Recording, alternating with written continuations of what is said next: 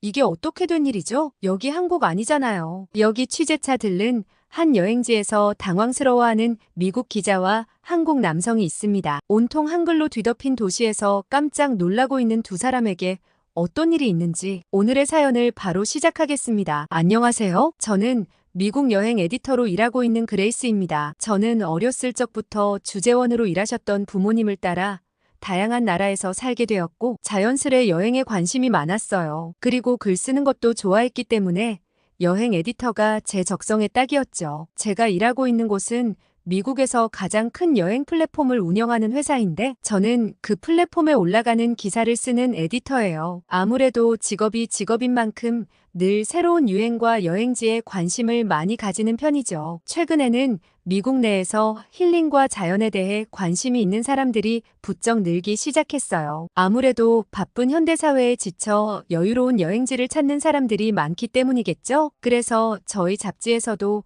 특별히 아시아의 여행지를 골라 취재를 나가기로 결정되었습니다. 저는 주로 북유럽 쪽 출장을 많이 다녀왔던지라 아시아는 꽤 흥미로웠습니다. 이색적인 먹거리와 문화가 기다릴 거라 생각하니 정말 기대되었죠. 처음 여행지를 고르는 회의를 할 때 정말 많은 나라들이 후보로 올랐어요. 그중 가장 많은 표를 받은 두 곳이 한국과 몽골이었죠. 에디터들끼리 어딜 가야 하나 고민하고 있을 때 편집장님이 회의가 잘 진행되고 있냐고 들어와 보셨죠. 그래서 저희가 자연과 힐링이 컨셉인 아시아 여행지를 고르는 중인데 최종 후보로 한국과 몽골이 나왔다고 했습니다. 그러자 편집장님께서는 단박에 여길 가라고 골라주셨습니다. 바로 몽골이었죠. 한국을 지지하던 에디터들은 의아한 눈치였어요. 그러자 편집장님은 한국은 한류 문화나 최고의 서비스를 경험하러 여행을 갈 만한 곳이지 자연이나 힐링과는 약간 거리가 있다고 하셨습니다. 한국하면 명실상부 높은 건물과 최신식 서비스가 있는 곳이라 기사 컨셉에 어긋난다고 했죠. 그러자 한 에디터가 한국에 등산을 하는 문화가 있는데 산을 타겟으로 여행하거나 한국의 제주도 여행을 주제로 기사를 쓰면 자연과 어우러져 쉬는 컨셉에 딱 맞다고 했어요. 편집장님은 한국은 사실 어떤 컨셉이든 잘 소화해서 무슨 주제를 정하더라도 여행 가기에 완벽한 장소라 덧붙일 말이 없긴 하지만 솔직히 한국 하면 떠오르는 건 자연이 아니라 기술력 아니겠냐며 독자들의 시선으로 접근하면 좋겠다고 하셨습니다. 저희는 고개를 끄덕일 수밖에 없었죠. 한국하면 삼성으로 대표되는 뛰어난 기술력과 컨텐츠 산업이 발달한 곳이었으니까요. 그렇게 저희는 몽골로 여행지를 결정했습니다. 그리고 누가 직접 출장을 가면 좋을까 의논하기 시작했는데 처음에 한국으로 결정되려고 했을 때는 너도 나도 관심을 가지고 달려들더니 다들 딴청을 피우기 시작했습니다. 사실 출장과 여행은 좀 많이 달라서 아무리 여행 에디터라도 일하러 가는 거라 출장이 여행처럼 즐겁진 않거든요. 심지어 몽골은 비행시간도 어마어마했어요. 그래도 저는 사무실에서 일하는 것보다 몸으로 부딪히는 출장이 더 좋았기 때문에 흔쾌히 제가 가겠다고 했습니다. 이래나 저래나 아시아권 여행은 처음이라 들뜨고 즐거웠거든요. 그런데 저는 같이 갈 사진작가를 정해야 했는데 작가님들 스케줄이 다들 빡빡해서 몽골 출장을 함께 갈 사람을 찾기가 어려워 좀 막막했습니다. 꼭 다들 한가하다가 제가 일 때문에 필요해지면 바쁘고 다 없더라고요. 그래서 며칠을 내리 사진작가님 구하기에 혈안이 되어 있었죠. 매일 작가님들 스케줄표만 새로 고침하던 그때 우연히 몽골 스케줄이 가능한 작가님을 찾았고 저는 바로 그분께 전화를 걸었어요. 그런데 전화를 걸자마자 저는 아뿔싸 싶었습니다. 그 사람은 한국 출신 사진작가 재현이었는데 꽤나 과묵하고 진지한 편이라 장기간 출장 갈 땐 절대 X라며 모두들 피하는 작가였거든요. 그 생각까지 미쳤을 땐 이미 신호가 끝나고 전화를 받은 재현 씨의 목소리가 들렸죠. 저는 어버버하고 당황하다가 결국 몽골 출장의 사진작가로 함께 가달라고 제안했고 재현 씨는 알겠다고 했습니다. 저희는 매우 사무적인 대화만 하고 툭 끊어버렸죠. 몽골 여행이 최소 7박 8일이라 그 긴 시간을 과묵한 재현 씨와 어떻게 보낼까 머릿속이 복잡했죠. 잠깐 후회스럽다가도 금방 생각을 고쳐먹었습니다. 사실 재현 씨 실력은 우리 회사 최고라고 해도 좋을 만큼 뛰어나거든요. 감각 있는 구도와 신의 손이라 불리는 보정 실력을 가지고 있었기 때문에 결과물은 의심할 여지가 없었습니다. 좋게 생각하자고 스스로를 달래면서 몽골 일정을 준비했어요. 몽골의 유명한 여행 코스들은 여기서 미리 검색해서 루트를 짜서 생각해두고 울란바토르 시내는 현지에 가서 현지인들의 의견을 받는 게 좋겠다고 생각했어요. 몽골의 고비 사막이나 투어 코스들이 워낙 많아 20일 내내 초원에서 여행하는 사람들도 있었기 때문에 출장을 위한 최적의 코스는 사전 조사를 통해 정할 필요가 있었죠. 그치만 울란바토르는 시내기도 하고 현지인들에게 물어보는 게 더 좋겠다고 생각했기 때문에 사전 조사 없이 사막 투어에 혼을 실었습니다. 코스는 대충 정해뒀고 예약도 현지에서 하기로 했어요. 미리 미국에서 예약하면 미국인들끼리 같은 팀이 될 확률이 높은데 아무래도 여러 나라에서 온 관광객들 의견도 듣고 싶어서 현지에서 랜덤으로 배정되는 게 좋겠다고 생각했죠. 그렇게 몽골 여행을 준비하고 재현 씨와 공항에서 만났습니다. 사실 재현 씨는 다 같이 밥 먹을 때만 한두 번 먼발치에서 봤기 때문에 정말 낯설었어요. 제가 알고 있는 거라곤 한국인이고 실력이 매우 뛰어나다는 점 그리고 술을 굉장히 잘 마신다는 게 다였거든요. 회식 자리에서 아무리 마셔도 안 취한다며 전설로 통하는 인물이었어요. 회사 동료들도 재현 씨를 한번 이겨보겠다고 스트레이트로 밤새 마셔도 백전백승 모두 다 재현 씨한테는 비할 바가 안 됐죠. 게다가 더 신기한 건 따로 있었어요. 그렇게 술을 많이 마셔도 절대 흐트러진 모습을 본 사람이 없다는 거였죠. 오히려 술 취해서 실수하는 다른 사람들까지 다 챙겨주고 귀가한다는 얘기까지 있었어요. 그래서 이건 재현 씨가 특별한 건지 한국인들은 원래 술에 대한 어떤 DNA가 있는 건지 궁금하다는 의견들까지 있었어요. 아무튼 그렇게 저희 둘은 어색하게 몽골행 비행기에 탑승하게 되었습니다. 뉴욕에서 울란바토르까지는 직항이 없어서 경유도 해야 하고 꽤 긴 시간 가야 하기 때문에 미리 노트북에 영화를 잔뜩 받아왔어요. 그런데 저는 노트북을 열자마자 기겁했습니다. 충전을 해오지 않은 거였죠. 이 긴 시간을 어떻게 가야 하나 정말 절망스러웠습니다. 제가 옆에서 하도 소란을 떨자 재현 씨가 무슨 일이냐고 물었고 충전을 해오지 않았다고 얘기했어요. 그러자 정심심하면 제 거라도 같이 보시겠냐고 했고 다 한국 컨텐츠긴 한데 혹시나 해서 영어 자막도 받아왔다고 했어요. 저는 새삼 재현 씨의 섬세함에 놀랐죠. 저를 위해 혹시나 하고 영어 자막을 다운받아오는 게 가능한 일일까 의아했습니다. 무뚝뚝하고 과묵하다더니 생각보다 섬세한 면이 있는 사람이었어요. 저는 감사하다고 재현 씨와 같이 재현 씨가 다운받아온 한국 컨텐츠를 보기 시작했습니다. 재현 씨가 다운받아온 드라마를 보고 저는 한 번 더 놀랄 수밖에 없었습니다. 액션이나 첩보물 같은 좀 진지한 컨텐츠가 아닐까 싶었는데 아이돌을 구하는 여고생의 이야기였어요.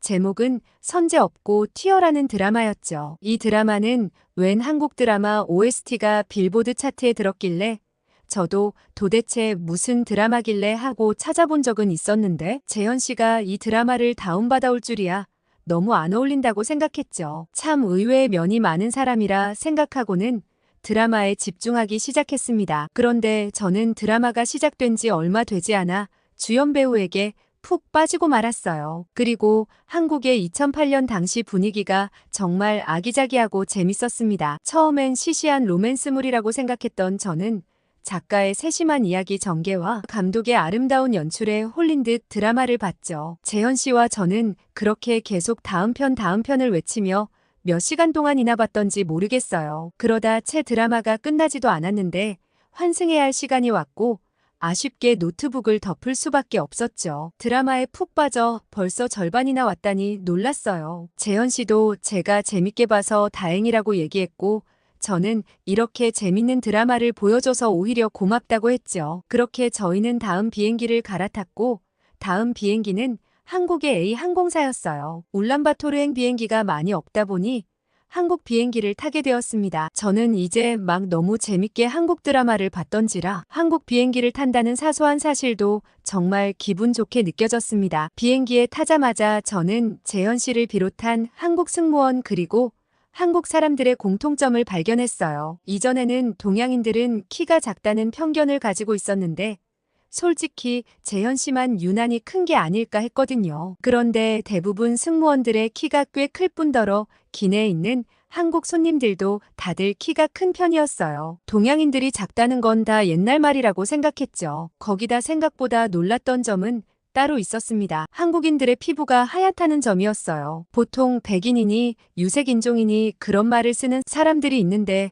그건 틀린 말인 것 같다고 느껴질 정도였습니다. 오히려 투명하고 맑은 피부결 때문에 저보다 한국 승무원들 피부색이 더 빛나 보였어요. 그런 저는 생각보다 서양인들이 동양인들에 대한 편견이 많다는 걸 깨닫고 반성하는 계기가 되었습니다. 그렇게 자리를 찾아 앉고 나니 금세 기내식을 먹을 시간이 다 되었습니다. 그날 기내식 메뉴는 파스타와 불고기 덮밥 중 고를 수 있게 되어 있었어요. 재현 씨는 당연히 불고기 덮밥을 골랐고 저는 갑자기 고민에 빠졌습니다. 평소라면 당연히 일말의 고민도 없이 파스타를 골랐겠지만 한국 음식을 한번 먹어보고 싶은 마음이 들었거든요. 그래서 저도 불고기 덮밥을 골랐죠. 기내식을 받아들고 저는 먹음직스러운 향에 놀랐어요. 건너편 외국 손님은 파스타를 골랐던데 제 음식이 훨씬 맛있어 보여서 만족스러웠죠. 옆에는 쌈채소도 함께 나왔길래 쌈에 밥과 불고기를 얹어 한 입 먹는데 입안 가득 퍼지는 달달하고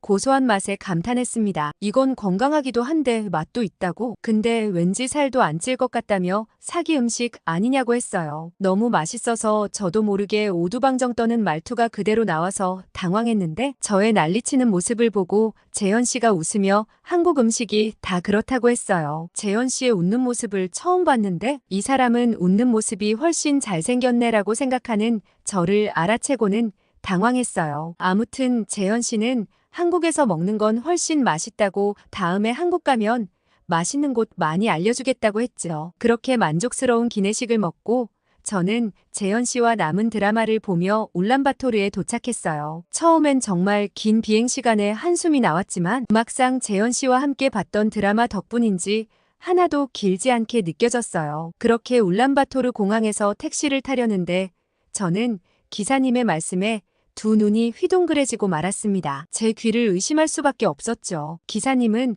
한국 사람인 재현 씨 때문인지 한국어로 얘기하며 짐을 실어주셨습니다. 여기는 한국이 아니라 몽골인데 어떻게 저렇게 자연스럽게 한국말을 하시는지 궁금했죠. 우연한 일일 거라 생각하며 일단 저희 호텔로 향했습니다. 시내로 점점 가까워질수록 저는 당혹스러웠어요. 재현 씨 얼굴 표정에도 당황스러움이 역력했습니다. 저는 이게 도대체 무슨 일이죠? 라고 물어볼 수밖에 없었어요. 재현 씨에게 혹시 지금 이게 어떻게 된 일인지 아세요? 라고 물어봤죠. 재현 씨는 당황한 듯 기사님께 한국어로 물었고 기사님은 즐거운 듯 웃으며 막 설명해 주셨습니다. 재현 씨도 깜짝 놀라며 제게 이야기를 해주었어요. 몽골에선 한류 문화의 영향으로 한국이 굉장히 친숙한 데다가 한국 제품은 품질이 좋고 편리해서 한국 가게들이 하나 둘 들어오더니 오히려 한국 가게들이 더 많아졌다고 했죠. 과연 여기가 한국이 아닌가 싶을 정도로 거리는 한국 간판과 한국 브랜드들로 꽉 차 있었어요. 이제서야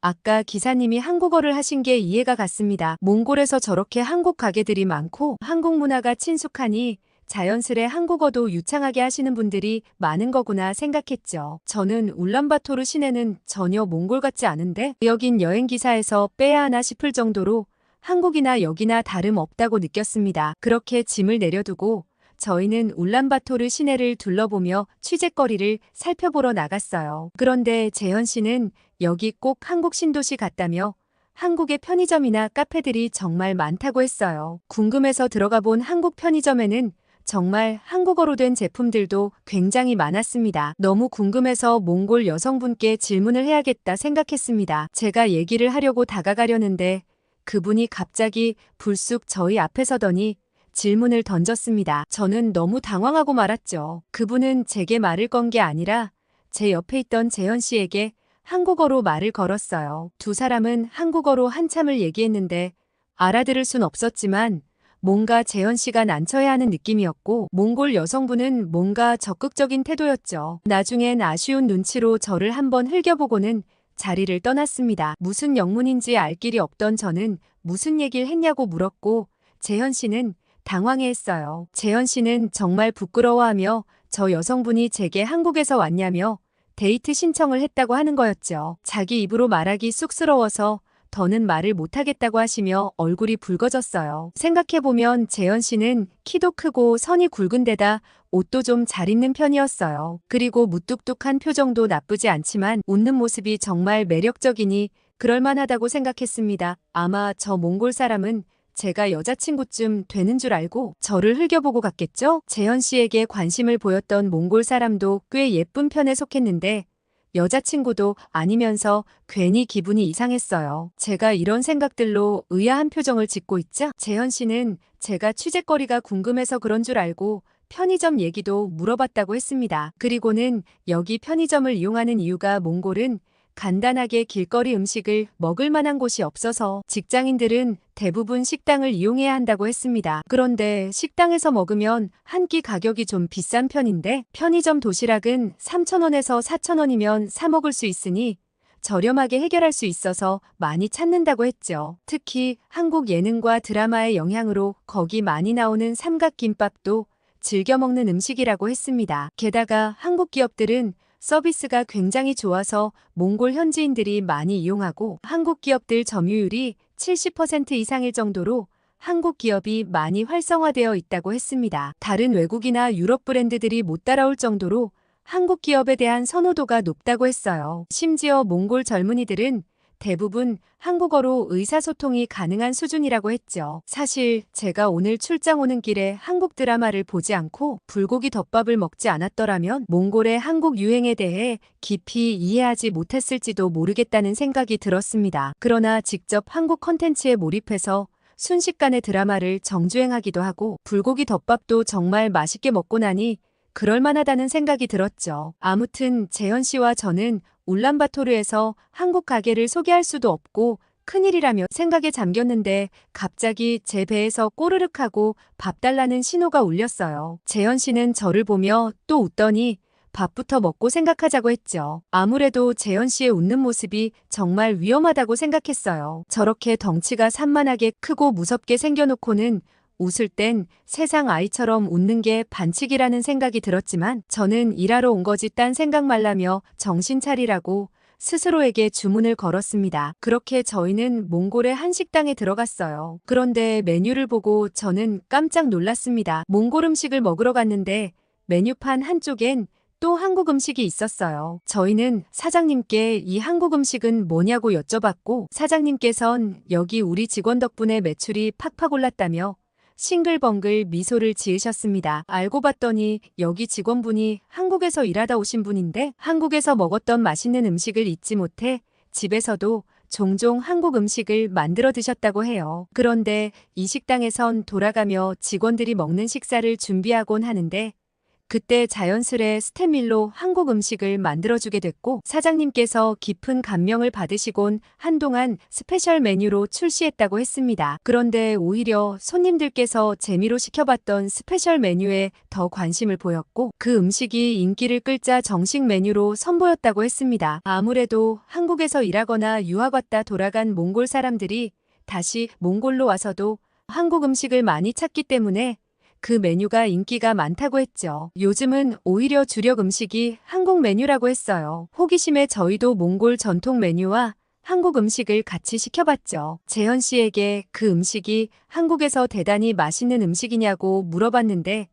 재현 씨의 대답은 정말 의외였습니다. 특별한 메뉴가 아니라 거의 매일 먹는 음식이라 의아하다고 했어요. 그 음식은 바로 김치찌개였거든요. 정말 한국에선 너무 흔한 음식이라 집에서 그냥 딱히 먹을 게 없으면 먹는 친근한 음식인데 그게 그렇게 인기가 많다니 놀랍다고 했습니다. 그렇게 저희가 시킨 메뉴가 나왔고 저는 처음에 매워 보이는 김치찌개에 선뜻 손이 가지 않아 몽골 음식을 주로 먹겠다고 했어요. 그러자 재현 씨가 한 번만 먹어보라며 아까 불고기 덮밥도 잘 먹지 않았냐고 했어요. 생각보다 한국에서 먹는 맛과 비슷하다면서요. 그런데 아마 재현 씨는 제게 김치찌개를 권한 걸 후회했을지도 몰라요. 왜냐면 한 입 먹어보고는 오묘한 김치찌개의 맛에 제가 거의 다 먹어버렸거든요. 재현 씨는 잘 먹어서 보기 좋다며 한국에선 잘 먹는 게 복스러운 거라고 했어요. 특히 어르신들은 잘 먹는 친구들을 좋아한다고 했죠. 그래서 제가 재현 씨 부모님이 보시면 저 엄청 좋아하시겠네요. 라고 말했고 생각 없이 뱉은 말에 저도 깜짝 놀랐어요. 스스로 뱉은 방정맞은 소리에 장난이었다고 말하려는데 재현 씨의 대답에 저는 두 눈이 휘둥그레졌어요. 아마 좋아하실 거라며 밥도 이렇게 잘 먹고 얼굴도 예쁘고 일도 잘하잖아요. 라고 대답하는 거예요. 저는 순간 너무 당황해 헛기침을 하고는 저 이제 다 먹었으니 얼른 우리 취재거리 고민해보자며 후다닥 짐을 챙겨 나왔습니다. 약간 어색해진 기분을 느끼며 일단 투어를 예약하기 위해 여행사로 갔어요. 몽골 여행은 보통 여행사에서 여러 명을 묶어서 가이드와 차를 타고 함께 몽골의 광활한 자연을 느끼는 코스로 이루어져요. 보통 함께 가는 동행들과 여행 내내 자고 먹고 같이 하는 형태였죠. 여행사에서는 지금 미국인들끼리 가긴 어렵다고 한국인 2명, 중국인 2명이 묶여있는 패키지가 있는데 거기에 남는 자리가 2자리 있다고 했어요. 저흰 오히려 좋다며 그분들이랑 같이 가겠다고 했고 내일 아침 출발 예정이라고 했습니다. 저희는 고비 사막이 포함된 코스를 골랐고 최대한 스팟을 많이 돌아보는 일정으로 골랐어요. 최대한 다양한 장소를 경험해보고 기사에는 최적화된 코스를 골라드리는 게 목표였기 때문이죠. 그렇게 다음날 아침 동행을 만나 여행을 떠나게 되었어요. 한국인 여성 2명, 중국인 남녀 커플 그리고 저희 이렇게 6명이서 한 차를 타고 몽골 여행을 시작했습니다. 아무래도 차에 타고 이동하는 시간도 많고 밤엔 별을 보는 것 외에는 딱히 할 일이 없기 때문에 동행이 굉장히 중요하다고 하는 글이 많았지만 뭐 큰 문제 있을까 싶었습니다. 그러나 나중엔 굉장히 후회하고 말았죠. 그 이유는 좀 더 들어보시면 알 것 같아요. 아무튼 그것과 별개로 몽골의 자연은 굉장히 아름다웠어요. 개발되지 않은 자연 그대로의 모습은 경이로웠죠. 재현 씨도 몽골은 몽골 특유의 아름다움이 있다며 정말 매력적이라고 하며 여기저기 사진을 찍었어요. 그런데 갑자기 비명소리가 들렸습니다. 돌아봤더니 중국인 여자가 다친 것 같았죠. 무리하게 사진을 찍다 넘어져 무릎이 긁힌 모양이었어요. 그러자 한국인 친구가 얼른 가방에서 밴드와 약을 꺼내 건네주며 괜찮냐고 물어봤습니다. 중국인 여자는 밴드와 약을 쓰고는 고맙다는 말도 없이 남자친구와 싸우기 시작했습니다. 정말 무례하다고 생각했는데 그것과 별개로 다정한 한국 친구의 모습을 보면서 꼭 재현 씨 같다는 생각이 들었어요. 재현 씨가 세심하고 친절한 건 한국인들 특징이구나 싶었죠. 그렇게 여행을 마무리하고 밤이 되자 하늘에선 별들이 쏟아졌어요. 불빛 하나 없는 넓은 초원이라 별들이 더 잘 보였죠. 그런데 문제가 하나 있었습니다. 밤엔 정말 별을 보는 것 외에는 할 게 하나도 없었어요. 자연스럽게 사람들과 얘기를 나눌 수밖에 없는 환경이었죠. 그러나 중국 커플들은 낮에 사진 찍다 다친 이후로는 둘이 다퉜는지 어쨌는지 숙소에 들어가 나오질 않았어요. 두 사람은 놔두고 한국 친구들과 저 재현 씨는 작게 램프를 켜놓고 이런저런 얘기를 나눴습니다. 한국 친구들은 대학생인데 방학을 맞아 여행을 왔다고 했어요. 둘 다 영어를 정말 잘해서 다 같이 영어로 대화하는데 전혀 무리가 없었죠. 지희라는 친구는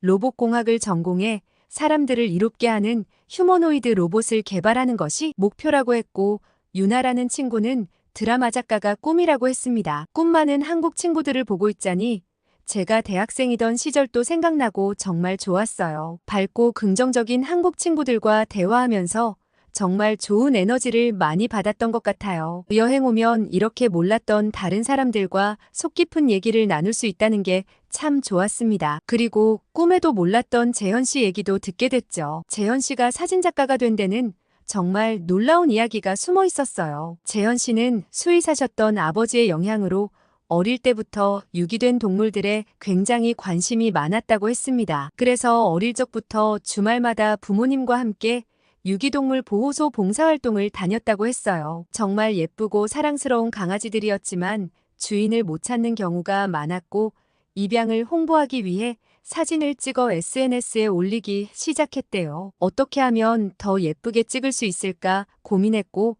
자연스럽게 사진에 관심을 가지기 시작했다고 했습니다. 그렇게 재현 씨가 정성스레 찍은 사진 덕분인지 강아지들은 해외에서 입양 문의가 많이 들어오게 됐고 그렇게 좋은 가정으로 강아지들을 보내주다가 어느 날 우연히 메일 한 통을 받았다고 했습니다. 재현 씨의 사진과 선한 활동을 본 미국의 한 사진작가가 진지하게 사진을 배워볼 생각이 없냐고 제의했고 그렇게 미국으로 넘어와 그 작가 밑에서 사진을 배우기 시작했다고 했어요. 그러다 지금은 이 일을 하고 있다고 했죠. 물론 지금은 입양 사진은 찍어주지 못하지만 미국으로 입양된 강아지들이 비행기를 타고 공항에 도착하면 그 강아지들을 입양처까지 데려다주는 봉사활동으로 강아지들을 돕고 있다고 했어요. 저는 재현 씨의 이야기를 듣고 정말 놀랐어요. 인간적인 매력이 느껴졌죠. 그렇게 한국 친구들과 저희는 매일 밤 별빛 아래 이야기를 나누며 하루하루를 채워갔죠. 그런데 정말 불쾌한 게 한 가지 있었습니다. 아무래도 몽골 초원을 여행하는 거다 보니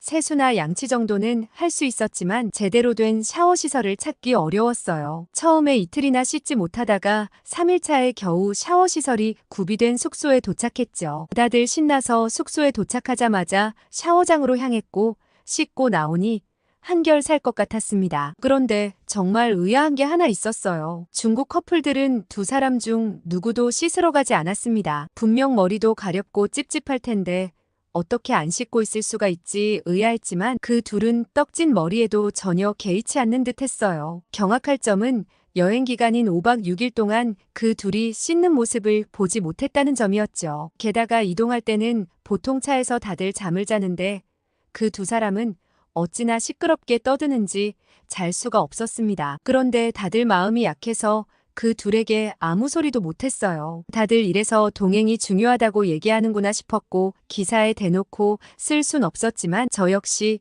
동행을 고를 때는 신중하게 하셔야 한다고 꼭 적어야겠다고 생각했죠. 그렇게 고의는 아니었지만 자연스레 밤마다 중국 커플들은 빼고 저희끼리 모여 얘기를 하게 되었습니다. 어차피 중국인들은 영어로 소통하는데도 어려움이 있어서 모여도 둘만 얘기할 수밖에 없었거든요. 아무튼 제가 가장 기억에 남는 저녁이 하루 있는데 그날은 정말 특별했어요. 한국 친구 2명이 저희에게 소근소근 얘기를 하는데 재현 씨가 그 말을 듣고 정말 신나했어요. 컵라면을 챙겨왔는데 야식으로 드시겠냐고 물었죠. 여행 내내 가이드가 밥을 해주기도 하고 현지 게르에서 현지식을 주는데 다 맛있긴 했지만 약간 물리던 시점이었거든요. 한국 친구들은 여행 와서 둘만 먹을 수 없다며 6개를 챙겨왔다고 했고 저희에게도 컵라면을 나눠줬어요. 그리곤 한국 사람들은 꼭 한식을 먹어줘야 하는데 아마 이 기분을 아시려나 모르겠다고 했습니다. 그러면서 제게 어떻게 빵과 시리얼만 먹고 일할 수 있냐며 한국인은 밥심으로 산다고 얘기했어요. 저는 재현 씨에게 재현 씨도 그러냐고 묻자 재현 씨는 집에선 한식만 먹는다고 했습니다. 한국 밥솥을 챙겨와 주기적으로 한인마트에서 장을 봐서 요리를 한다고 했어요. 요리를 하는 재현 씨의 모습은 상상이 가질 않았습니다. 재현 씨는 그레이스가 먹었던 불고기 덮밥, 김치찌개 이런 건 눈 감고도 한다며 자기 요리 정말 잘한다고 자랑을 했어요. 저는 말도 안 된다고 거짓말 같다고 하자 다음에 한번 초대하겠다고 하는데 재현 씨의 집에 간다는 생각에 심장이 두근거렸어요. 꼭 제게 관심을 보이는 것 같다가도 아닌 것 같기도 하고 정말 헷갈렸거든요. 게다가 한국 친구들은 2분 일하러 왔다고 하시는데 은근 잘 어울린다고 우스갯소리로 얘기하는데 괜히 얼굴이 화끈거렸습니다. 밤에 자려고 누웠는데도 계속 머릿속에 맴돌아 밤잠을 설쳤고 다음날 초췌한 얼굴을 보고 유나가 걱정까지 했습니다. 그렇게 여행은 어느덧 마무리되어 갈 시점이었고 저는 몽골 초원 투어는 쓸 게 많은데 울란바토르 시내 내용은 기사에서 빼야 하나 고민하고 있던 참이었어요. 제 고민을 듣고 지희가 정말 좋은 아이디어를 한 가지 주었습니다. 몽골 속 미니 한국이라며 한국 문화까지 같이 체험할 수 있다고 적어놓으면 그것도 좋지 않겠냐고 했어요. 몽골에 와서 한국 분위기도 간접 체험하고 초원도 경험하면 꿩 먹고 알 먹고 아니겠냐고 했죠. 꿩 먹고 알 먹고라는 표현도 정말 재밌었고 지희의 아이디어도 재밌었습니다. 그렇게 취재 방향을 정하면 사실 추가 촬영을 할 필요도 없었죠. 이미 촬영은 많이 해뒀으니 기사만 정리하면 되거든요. 헤어지는 날 지희와 유나와 매일 밤마다 이야기를 나누다 보니 정말 많이 친해졌는데 아쉬웠어요. 서로 미국 오거나 한국에 오면 정말 잘해주겠다며 꼭 놀러오라고 하고 SNS 연락처를 주고받고는 헤어졌어요. 그렇게 재현 씨와 다시 미국으로 돌아왔고 한동안 몽골 기사로 바쁘게 보냈습니다. 이제 막 탈고를 끝내고 팀장님의 결제를 기다리며 사연을 보내고 있어요. 그런데 정말 설레는 일이 한 가지 생겼습니다. 다음 주 금요일에 재현 씨가 제가 끓여주는 김치찌개 드셔보실래요? 하고 메시지를 보냈거든요. 다음 주 금요일까지 어떻게 기다려야 하나 모르겠습니다. 처음 집에 놀러 가는 거니 선물도 하나 사가고 싶은데 뭘 사가면 좋아할지도 잘 모르겠네요. 아무튼 다음에 지희와 유나를 만나러 한국에도 한번 가보려고 해요. 울란바토르의 미니 한국 대신 진짜 한국을 한번 경험해보고 싶거든요. 오늘 그레이스 씨의 사연 어떻게 들으셨나요? 저도 몽골 울란바토르가 한국어로 뒤덮였다는 걸 몰랐는데 직접 유튜브를 찾아보니 놀라웠어요. 이게 한국이 아니라고 싶을 지경이었죠. 한번 찾아보시면 저처럼 깜짝 놀라실 거라 생각이 드네요. 이래저래 세계로 영향을 뻗어가고 있는 한국이 정말 자랑스럽습니다. 다음에 더 자랑스러운 사연으로 찾아오겠습니다. 구독, 좋아요 이미 눌러주셨죠? 댓글도 많이 부탁드려요. 끝까지 시청해주신 분들 정말 고맙습니다. 이상 감동 필름이었습니다.